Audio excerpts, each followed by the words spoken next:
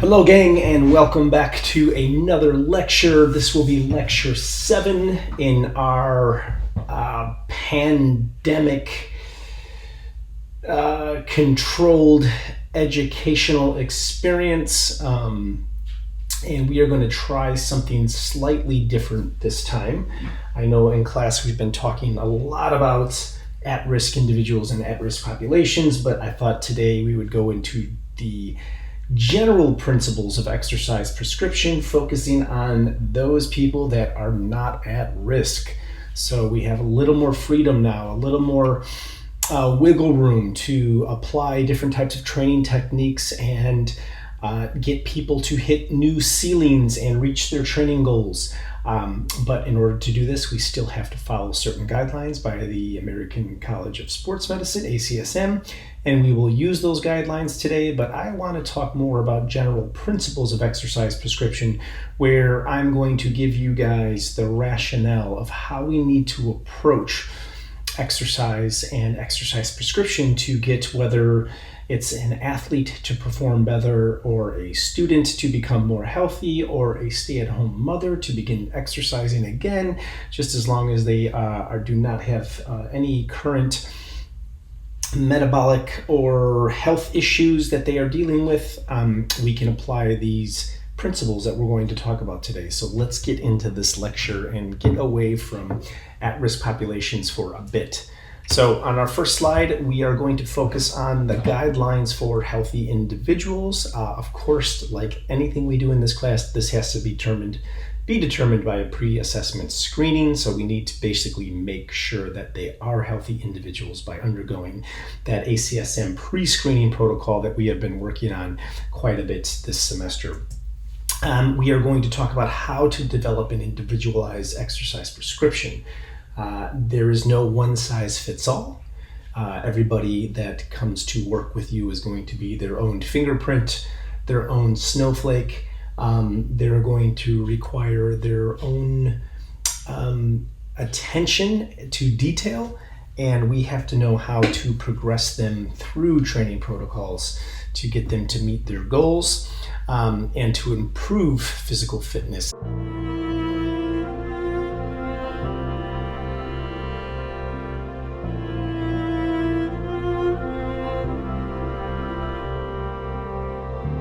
So now we're going to talk about the principles of training, and these are some really important considerations to keep in mind when we are designing a protocol. Whether this is for an individual or a team or youth or elderly or average Joes or professional athletes, we want to have these principles of training guiding us through our regimen that we're designing and helping us to increase or challenge a athlete's performance over the course of time. So first thing I want to show you is we have to consider adaptations. So what type of adaptations, and I always mention this in class, I always talk about exercise-induced adaptations. What type of adaptations do we want to achieve for the individual or the team that we're working with? So we got to keep that in the foreground. Okay, most importantly, we got to keep that in the foreground, because if we develop or adopt unfavorable adaptations through our programming, then that's going to have dire consequences on the person that we are training or the team that we are training. So most professional strength and conditioning coaches, their longevity with professional teams or professional athletes they're really dependent upon how well a team or an athlete performs. So if a team is not winning over and over again, season after season, then the first thing that they do is usually get rid of a strength and conditioning coach. And they're not getting the right results for their athletes. That means that the adaptations that they need to perform well in order to win, they're not obtaining. Training thresholds. So we have to know, like the 3 bears, how much is too much, how much is too little, how much is just right? So this bed is too hard, this bed is too soft, this bed is just right. We have to know the thresholds. not only to get favorable adaptations, but also not to overtrain an individual. So keep these in mind. Progression. So once we have an adaptation in mind that we want to obtain, we understand what the training thresholds are of the people that we're working with, then how do we progress? How do we scientifically progress these individuals through our training protocols to get them to get the desirable adaptations and to have them kind of walk that fine line of the threshold? If we go over that threshold, we welcome a slew of injuries, where if we kind of stay on the other side of the training threshold, then we get more favorable adaptations. So how do we progress individuals through training protocols? Detraining. What kind of sport is a person playing? What kind of deconditioning occurs when somebody is not exercising or training for 1 day or 2 days or 3 days or 2 weeks? What happens when an individual gets injured and they start detraining? So essentially what happens is when somebody is injured, or when somebody doesn't show up, or when somebody's not working as hard as they can, we start to lose these adaptations. And these adaptations result in detraining, and then we have many mechanisms that we have ramped up through training start to slow down and falter within the cells. So all of our exercise-induced adaptations start to go away. And then we have overtraining. So overtraining can be too much of a good thing, and we can have several types of fatigue that comes from overtraining. And again, if we overtrain, we can't progress. If we overtrain, we are going over that training threshold. And if we overtrain, we lose our adaptations. So these things are all related with one another. Very important to understand that. Last one is specificity.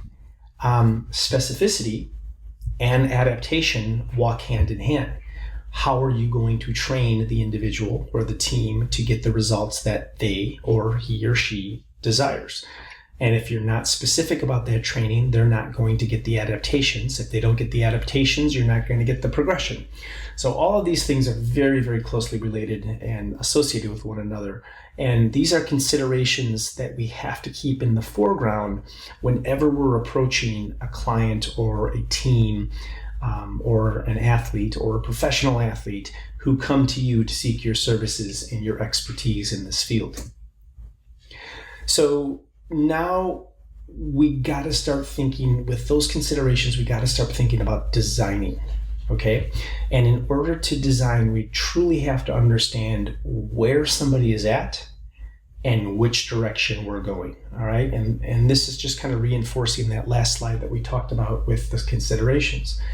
So in order to see where somebody is at, we have to perform assessments. And that's why in Exercise Physiology 379, we conducted all of those assessments, because those are the tools in your toolbox.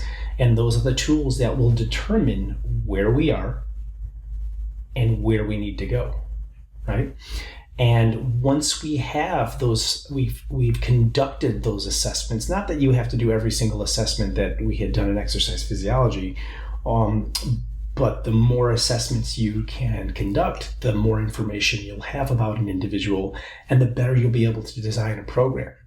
So once we assess, whether we're doing a VO2 or a Wingate, or we're doing body composition, or we're doing whatever assessment we're using, then we have to interpret those assessments. What do they mean? And that's where your physiology comes into play, right? We base the assessments on the physiology, right?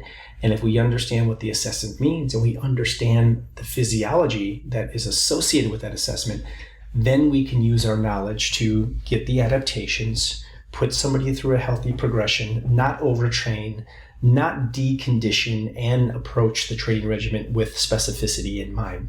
So when we design a prescription, we're going to base it upon the assessment, and we're going to base it upon the client's goals. But we're the middlemen, right? So we're the people in the middle that say, okay, well, the client, if the client is just an average Joe and they have something in mind that's specific, and generally most clients that come into a gym, they just want to look better. So very seldomly do we get a chance to work with elite athletes. But if you do get that opportunity, you are the expert in the field. So when you take the assessment, you understand the physiology. And then since you understand the physiology and the meaning of the assessment, you are the expert that is going to design a training regimen to not only meet the goals of the client, but to meet the goals of the team or to meet the goals of the manager that is paying you for your services. So yes, we want to keep the client's goals in mind, but we also want to keep science in mind. We want to keep science in the foreground, okay? So let's look at science and let's look at some of the factors we need to consider with keeping physiology and science in the foreground. So now, optimal exercise prescription addresses these components, okay? And these are things that we've talked a lot about in exercise physiology and in our class thus far. You guys have done a lot of drawing on some of these categories and topics. So cardiorespiratory fitness, let's start there. Obviously, that is very important. It's very important for most athletes, but you have to know why it's important for athletes or just a fair weather individual that wants to work out. So when we think of cardiorespiratory fitness and we think of aerobic exercise and we think of the metabolic pathways associated with that and the byproducts associated with that and the metabolites associated with that, and we think about the electron transport chain and beta oxidation and all these physiological factors, we have to know where cardiorespiratory fitness is important for which type of client. So for an example, I'm going to go to the world of MMA. All of my fighters run. We make them run a lot. Now, most of the fighters are kind of jumping in and out of aerobic and anaerobic metabolic pathways when they are competing and training. That's just the nature of the sport. But the reason we focus on the cardiorespiratory fitness component is for the space between in the fight, okay? So I want you guys to kind of picture that a boxer or an MMA fighter, they fight with various rounds, right? So generally it's a 3-minute round, or if you're MMA, you do a 5-minute round. Now, in between each round, you get 1 minute rest. And for an MMA fighter, that's where cardiorespiratory fitness is very, very important, because we want them to regain their breath. We want them to be able to breathe normally and have their heart rate drop very quickly within that 1 minute period of time. So we have seen that the more we make our fighters run, the quicker they can regain a better heart rate in the time in between the rounds. So we'll see a fighter, because of all the running, they'll have a heart rate of, let's say, 190 beats per minute while they're fighting. And the moment they sit down, their heart rate will start to recover. So we'll see their heart drop to 150, then to 140, then to 130, and then down to 80, 90 beats per minute within that 1 minute period of time. So that's why we do a lot of running and a lot of aerobic work, because the fighters need that component for the time in between the fights. So that's where the specificity comes in. We have to know why we're using that, okay? Body composition. So certain sports, certain athletes have to have a certain body composition, okay? They have some, like fighters, they have to compete at certain weight categories. So body composition would be very important for these individuals. Now, let's say you're working with a football team and you are working with the defensive line. Body composition would be very important for them as well, but it would be, I'm sorry, I dropped my tea. It would be a very different type of approach than a fighter who has to be at a much lower weight and has to be very trim and lean. Muscular strength and muscular endurance. What's the difference between the two? Do some athletes need more strength than they need endurance? Do some athletes need more endurance than they need strength? Are muscular strength and endurance associated with each other? You have to understand where this fits in with the people that you are working with. Same thing with flexibility. If we are working with a ballet dancer, flexibility training and specificity in that that focus is going to be more important for a dancer than, let's say, a hockey player. Now, that's not saying that a hockey player flexibility is not important to them, but it's going to be a different approach when we're designing our training regimens, right? And then neuromotor fitness. So is that important? What does that mean? What's a motor unit? You guys should know this very well by now because we've talked about this quite a bit. So how do we train the neurons to communicate with the muscle so that we have very efficient contraction? And is that important? So again, more considerations to keep in mind before we start designing. Now, I'm going to ask you guys a question. Notice here we have the little clipboard, so this is definitely something that we're going to be tested on. So which of these should we consider when we're creating a plan, and which is more important and why? So I want all of you to think about which one of these categories is most important. Is there a hierarchy, or are they all equally important? Are they all related? Are they all interrelated? Are they not related? What do you guys think about that?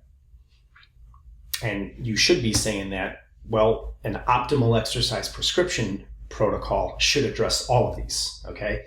And what you should be able to identify through assessment and through,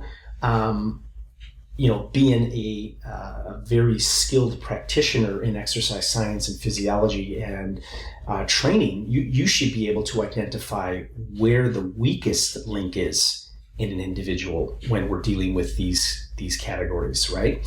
So if I have an individual that is, he or she is very aerobically fit, they have some flexibility, body composition is good, they're strong, but they don't have endurance. And then if I put them on a BOSU ball and they have no neuromotor fitness, I would say, they cannot maintain stability whatsoever. So this is the weakest link, and this is what I'm going to fix first. And the reason being is if I fix this, guess what happens? Every one of these things, well, maybe not this, but all of these other categories are going to get better. They will perform better in each of these, okay? So we want to fix the weakest link first. Okay, so optimal exercise prescription addresses all components, okay? Exercise prescription should increase physical activity, decrease physical inactivity and sedentary time, and avoid injury via proper progression, okay? Now, this would be more true for just our average Joe, right? This would be our fair weather athlete here, okay? Or it could even be an at-risk individual. So if we want to just quickly shift to the at-risk population again, we can think about how when we want to get them up and exercising and prescribing an exercise, for them, the primary goal is to decrease inactivity and sedentary time, right? And then if we increase activity and active time, then we will see an increase in muscular strength, muscular endurance, right? We'll see an increase in aerobic capacity. We will see body composition changing favorably, right? So that could work for both at-risk and just fair weather individuals. So yes, move on. So how can we minimize the risk of individuals? Again, ACSM wants to make sure you guys are really doing that pre-participation health screening, right? The PAR-Q test. Risk factor assessment. This is no different than every other chapter we talked about, right? So we want to decide if the risk is too high, if there's no risk at all, right? So we have to consider if there's any existing conditions. And then with anybody that we work with, we want to begin a program that is light to moderate intensity. Okay, and the reason being is because a lot of the adaptations that occur when we first start exercising somebody is going to be neurological, right? So you really can't see any increases in performance. You're not going to see any changes in body composition. You're not going to see any massive spikes in speed or in strength or endurance. So we want to go slow, low and slow at first. We want to begin the program with a light to moderate intensity, right? Now, if you're working with an at-risk individual, that's even more important. If we're working with somebody that is already an athlete, we still want to progress from light to moderate intensity. And the reason being is this. we want to establish a relationship with that athlete. We want to be able to understand how their body works, and that takes time. So not only are we prescribing, but we're also professional auditors. We watch, we evaluate, we look at how the body moves through certain planes of motion. When I work with my fighters, when I'm holding pads for them and we're working rounds or I'm sparring with them, I don't get to see a three-dimensional 360 perspective of them. I only get to see them coming towards me, right? And that's great. I can assess and I can make changes based upon that limited perspective. But it's also important for me to sit down and to watch those fighters from the side and from the back, right? I want to see them, I want to watch them in different planes of motion, right? So a lot of times what I'll do is I will bring someone in to spar with one of the fighters, and I will just sit against the wall and I will watch them, and I will take notes, and I will see where there's hiccups in their movement. I will see where they're slow or where they're fast, or where I see, again, the weakest link. So when you're working with an individual that is new to you, take that time to assess them, not just through the means of assessing with the apparatus we have in the lab, but just to assess how they move, right? So keep that in mind. And the most important consideration is proper progression, okay? And it's not proper progression through workouts that occur over the course of the month. It's a day-by-day progression, okay? So as I said, when we're starting at a light intensity and we're getting to know somebody, we're getting to know how they operate, right? We're getting to know if they show up early, they show up late, if they come in full of excuses, if they come in ready to work. We learn a lot about them through the progression of daily workout routines, okay? If you see them 3 times a week, 4 times a week, you can really learn a lot about them on a day-to-day basis that will help you properly design a regimen in the upcoming months. So here's what ACSM says that are some essential components to exercise training, okay? And this should be on a day-to-day session, right? So if you see them 4 times a week, this is how you want to conduct your exercises all 4 times, all 4 sessions. So they believe that you should do warm-up, conditioning, cool down, and stretching. So your warm-up should be at least 5 to 10 minutes of light to moderate intensity, cardiorespiratory and muscular endurance activities, okay? That could just be on a treadmill walking, right? Getting the heart pumping, getting oxygen delivered to the working muscles. That could be getting on a elliptical machine, right? And having them just work lightly. That would be an active warm-up. Conditioning, this would be like the main focus of what you're spending your time doing, whether it's strength training or running or fighting, whatever it might be, the specificity of what you're trying to train that day. And if you notice, that's 20 to 60 minutes. And that could be aerobic training, it could be resistant training, it could be neuromuscular or neuromotor, or it could be a combination of all of those, okay? And then after you're done with the conditioning portion, you should have a cool down of at least 5 to 10 minutes, okay?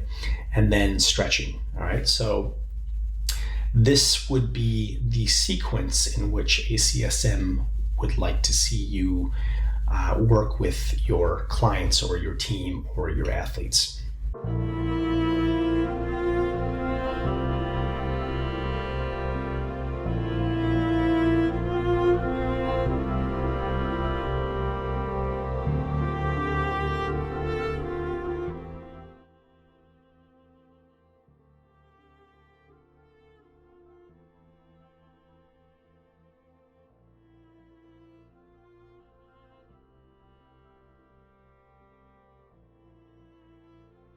Okay, guys, let's get into the nuts and bolts of prescribing exercise now.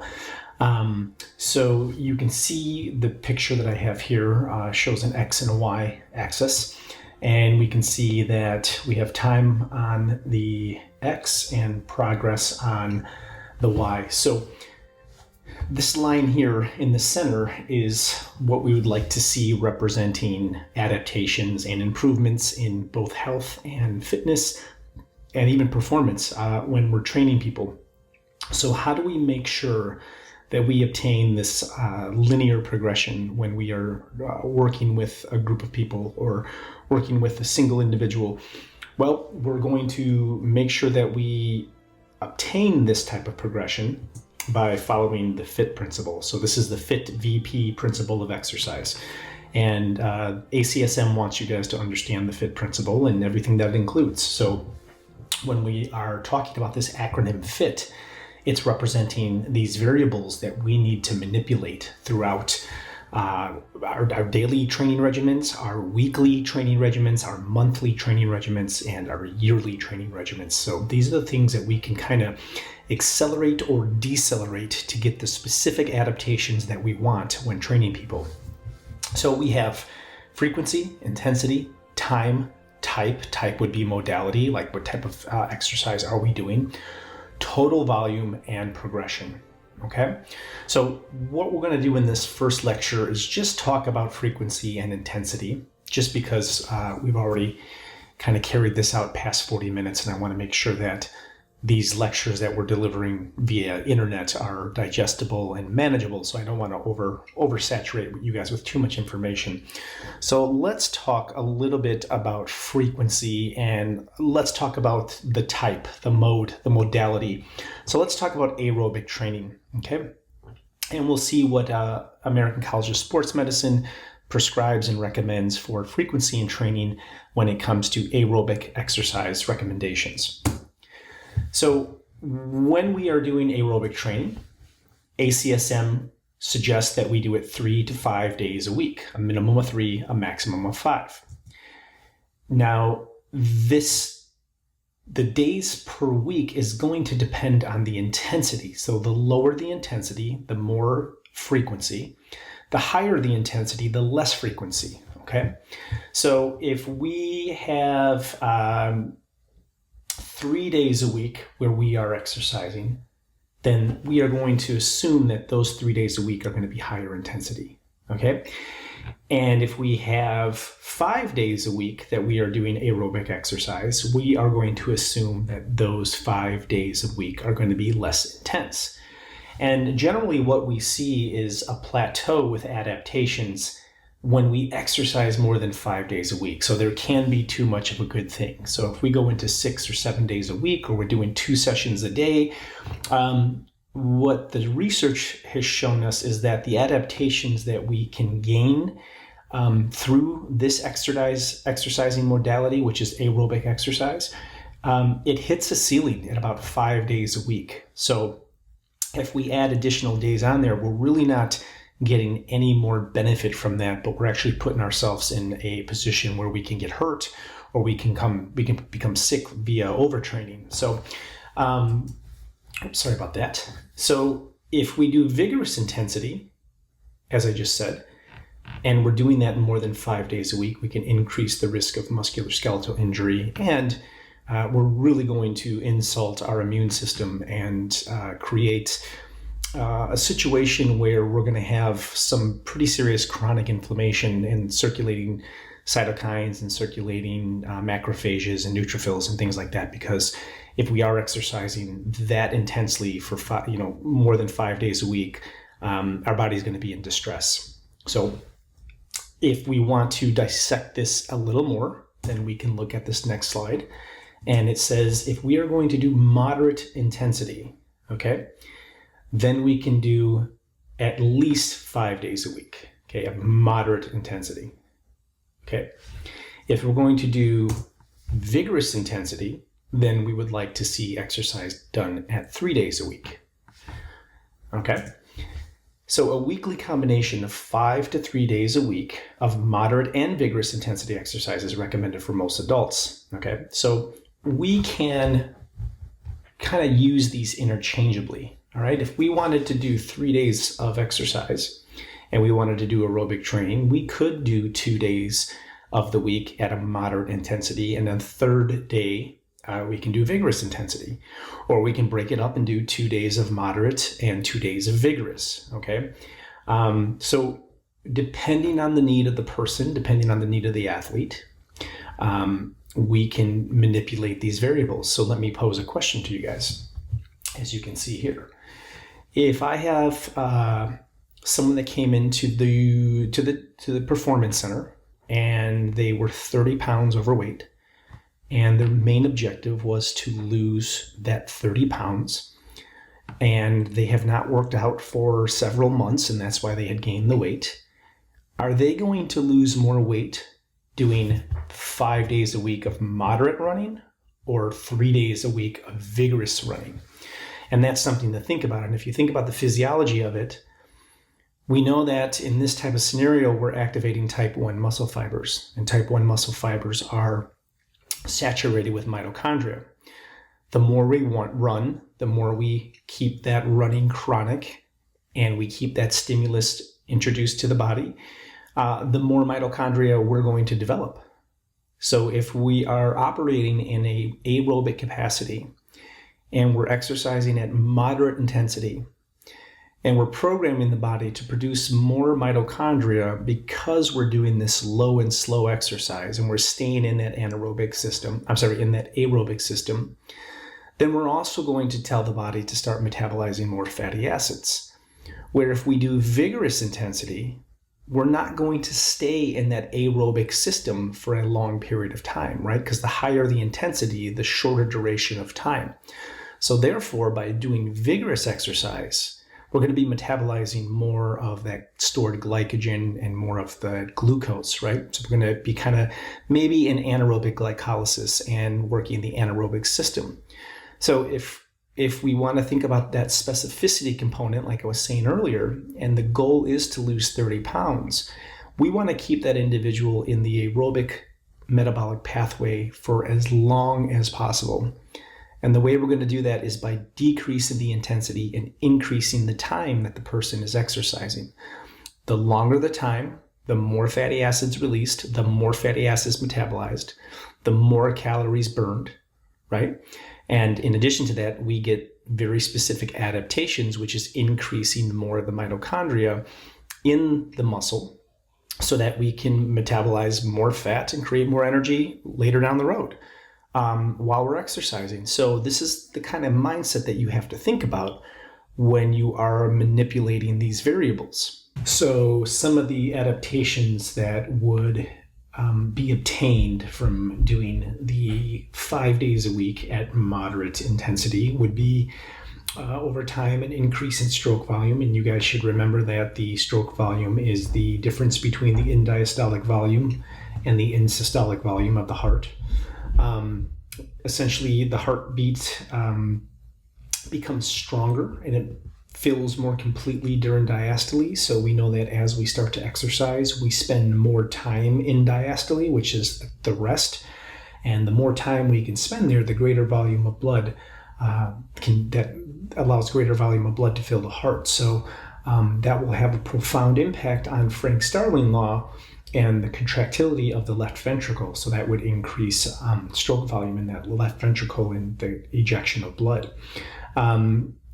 With more blood and more blood volume, if we keep exercising, we also get more red blood cells. That means more oxygen saturation in greater blood volume.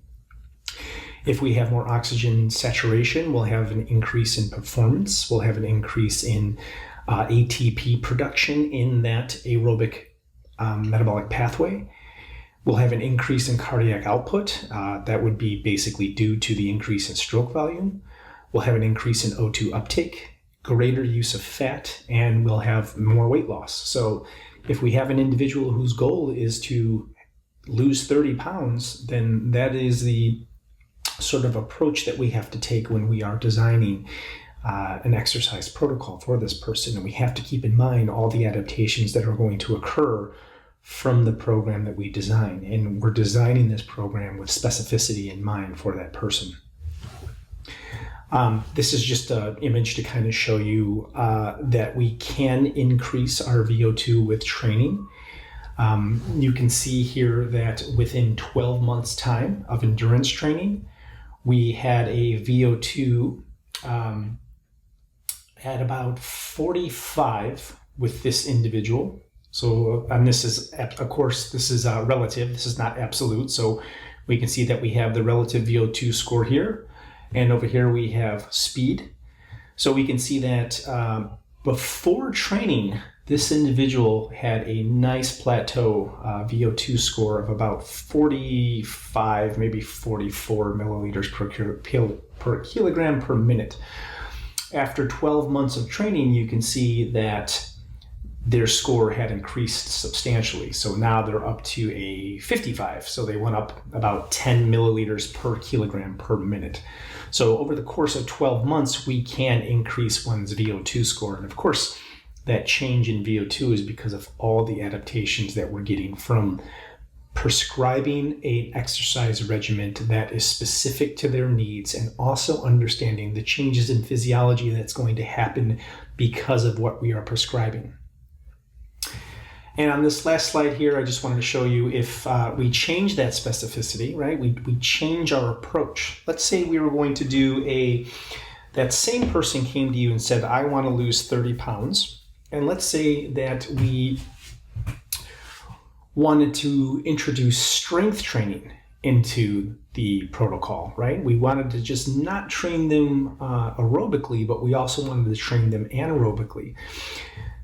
You can see here on this, we have three different categories, three different groups of people, right? We have aerobically trained people, strength group, and then a synchronized group. And a synchronized group is going to be a combination of the two. Okay, we call this concurrent training.